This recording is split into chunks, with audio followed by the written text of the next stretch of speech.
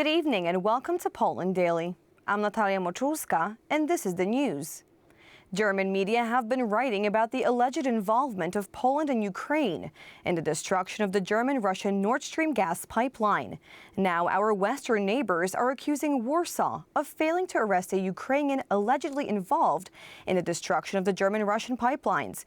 Meanwhile, there are increasingly clear aspirations for Berlin to return to business as usual with Moscow. German media, citing sources in the German service, write that Berlin is furious at the Polish government, which allegedly facilitated the escape of Ukrainian Volodymyr Z, suspected of involvement in the September 2022 destruction of the Russian-German Nord Stream gas pipeline. The strangest thing is that this supposed Ukrainian perpetrator was on vacation recently in Berlin, and the Germans had a lead on him. They had him, and then did not arrest him. But the thesis of former German BND intelligence chief August Hanning is being strongly promoted across our western border. The blowing up of the Nord Stream pipeline was the result of an agreement at the highest level between Poland and Ukraine, including personal agreements between Presidents Duda and Zelensky. In the German press as early as last year, there were insinuations about a yacht that was supposedly in Poland, some strange people who were supposed to blow up this pipeline. All the while, these insinuations regularly return. It is no secret that the destruction of the pipeline has hampered German-Russian business. It seems that Berlin, looking for someone to blame, is turning to those who lost the most on the rapprochement between Germany and Russia. In response to German accusations on Nord Stream, the Tusk government is outraged. Foreign Ministry Chief Radosław Sikorski responds, "We will not forget either." Earlier, outraged Donald Tusk said the following: "To all the initiators and patrons of Nord Stream 1 and 2, the only thing you should do today is apologize and keep quiet."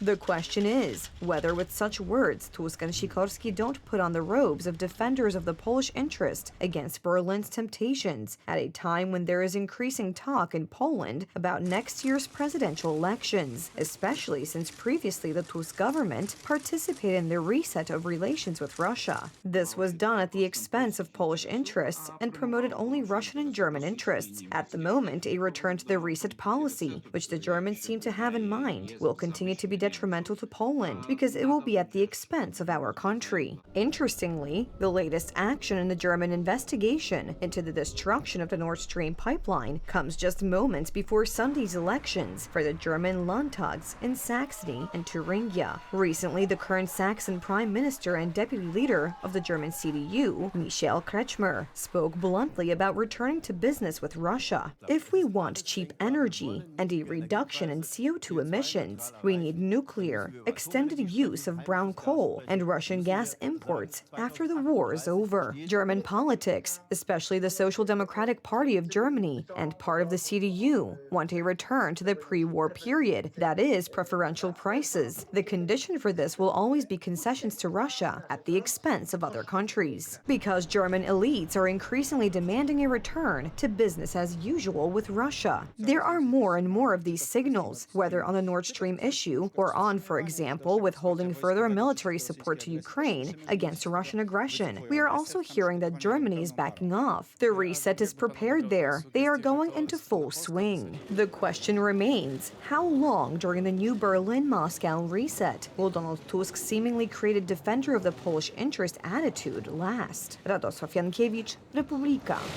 Illegal migration has spiraled out of control in Germany. A dramatic drop in security and acts of terror on the streets have forced authorities in Berlin to implement a program to deport foreigners.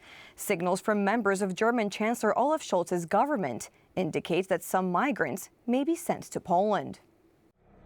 A week has passed since the knife attack that shocked all of Germany. Last Friday evening, a group of people enjoying themselves at a festival in Solingen were attacked by a knifeman. 3 people lost their lives and 8 were injured. The attack was claimed by the Islamic State. For German authorities, the attack appeared to be a pretext for tightening migration policy. Thema Flucht und Migration The topic of refugees and migration cannot be overlooked here. That's why this must be followed up. The question is whether people who have no permanent right to be here should be allowed to leave this country more easily, or preferably not come at all. Of course, German authorities have not revealed the identity of the perpetrator, but the reaction of government members speaks volumes. Chancellor Olaf Scholz announced that Germany has just begun deporting illegal migrants to Afghanistan. We will be deporting criminals back to Afghanistan. We have prepared this carefully, without saying too much about it, because such plans only succeed if they are prepared carefully and discreetly. This was carried out today. This is a clear sign that anyone who commits criminal offenses must expect to be deported. It is puzzling that Germany, which seeks to be a moral superpower, has decided to deport people to Taliban-run Afghanistan, which is certainly not a safe country. This is another example of the radical change that has taken place in Germany towards migrants. Today, there is no trace left of Angela Merkel's famous Herzlich Willkommen call. Ja jestem zaskoczona. I, for one, am surprised at how quickly Germany's society can radicalize one way and then the other. After all, we well recall that 7 to 8 years ago, Germans were very positive about migration. The attitude in Germany is shifting to the right, as evidenced by the AfD's growing support. In such a situation, the leftist government in Berlin is also changing its rhetoric. Deportation to Afghanistan is not all. The head of the German Interior Ministry has announced that deportations will also take place to EU countries under the Dublin Agreement. Anyone who is not entitled to protection in Germany must leave our country more quickly. To this end, we will also take further action on residency and repatriation rights. For cases covered by the EU Dublin regulation, a person whose application for admission has already been approved by a member state will not be able to apply for benefits in Germany. And that could mean that some migrants illegally residing in Germany could be deported to Poland. Chodzi tu wszystko właśnie o to. This is the idea behind the Dublin agreements. The idea here is that people should only apply in one European country for asylum, and such a country which is located in the middle of Europe would like it to always be the first country of arrival in the European Union. For countries such as Germany, the Netherlands, and Sweden, such a solution to the matter would be extremely convenient, as it would provide an excuse to send migrants back to EU border countries such as Poland. It is worth mentioning that our Western neighbors are already relocating to us people who do not have the right to stay in Germany, even if there is no clear evidence that the foreigners ended up there from our country. Earlier today, French President Emmanuel Macron said Europe should look to develop its own model for developing and governing artificial intelligence to catch up with and reduce reliance on China and the United States. On the second day of President Macron's visit to Serbia, he talked about AI regulations in Europe during an event in the northern Serbian city of Novi Sad.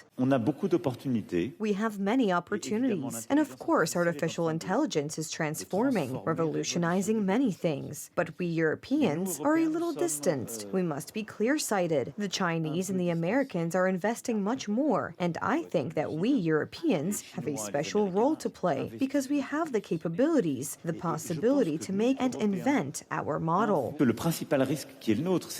main risk that we face is to be dependent on solutions, and in doing so, on non-European standards. The day you fall into this system, you can have all the transformations in the world. You are no longer totally sovereign, because if your solutions are either American or Chinese, you can decide to regulate. You can lecture the entire world, and I have confidence in us. We will do it collectively, but you no longer decide for yourself. If you know how to build European solutions that allow us to innovate, accelerate, improve services for our populations, transform our economy, move much faster, then you can say what is allowed, what is forbidden. You can define common prosperity. You are sovereign. On Thursday, August 29th, Serbia and France's Dassault Aviation signed a landmark agreement for the purchase of 12 new Rafale fighter jets for 2.7 billion euros, signaling a major shift in Serbia's security and political stance, moving away from its traditional ally and weapons supplier, Russia.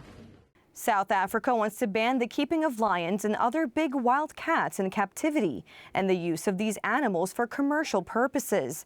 In South Africa, there are more than 8,000 lions in more than 200 facilities, the most in the world, far more than live in the wild in the country. To date, I think we have about 25 different research projects which have research articles which have been published. Very prominent research pertaining to the genetics of the white lion, also the artificial reproductive research that we've been involved in.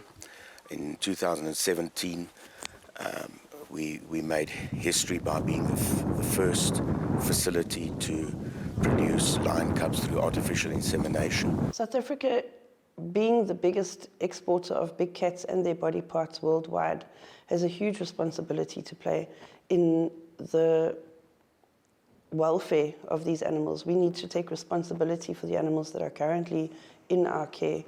This means that welfare standards need to be improved. It means that the facilities who currently have these animals need to be held accountable for their welfare. In many cases, Fourpaws has seen a complete opposite of this, a lack of welfare being implemented because these animals are merely commodities. Many diseases of wildlife that need to be researched, and it's extremely difficult to do it outside captive animals. The advantage also of captive animals is you can have a disease-free population.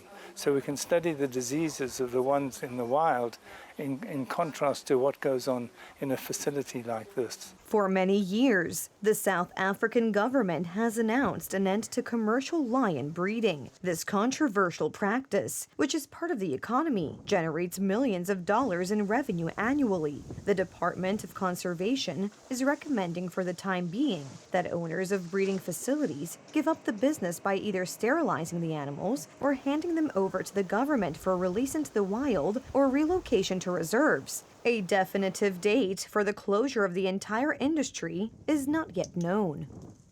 That's all for the news tonight. Thank you so much for joining us and have a wonderful evening.